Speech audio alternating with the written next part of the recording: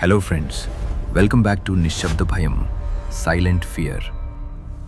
హైదరాబాద్లోని కుందన్ బాగ్ అత్యంత సంపన్నులు ఉండే ఏరియా. కానీ అక్కడ ఒక ఇల్లు ఉంది. దాని వైపు చూడాలంటేనే జనం వణికిపోతారు.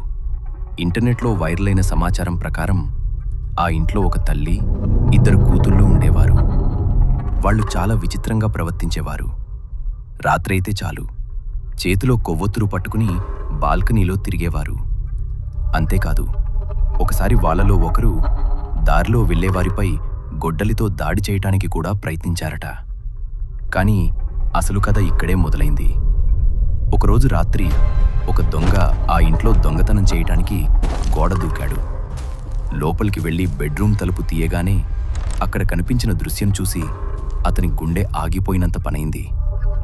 ఆ మంచం మీద ఆ తల్లి, ఇద్దరు కూతుళ్ళ శవాలు కుళ్ళిపోయి ఉన్నాయి. భయంతో ఆ దొంగే పోలీసులకు ఫోన్ చేసి విషయం చెప్పాడు. పోలీసులు వచ్చి చూశాక ఒక షాకింగ్ నిజం తెలిసింది.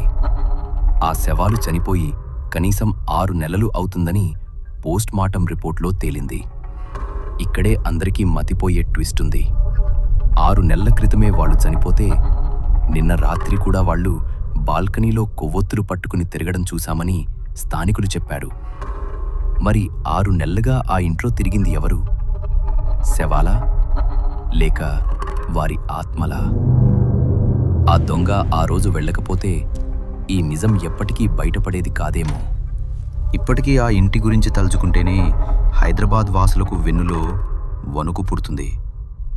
ఈ మిస్టరీ మీకు ఎలా అనిపించింది? కింద కామెంట్ చేయండి.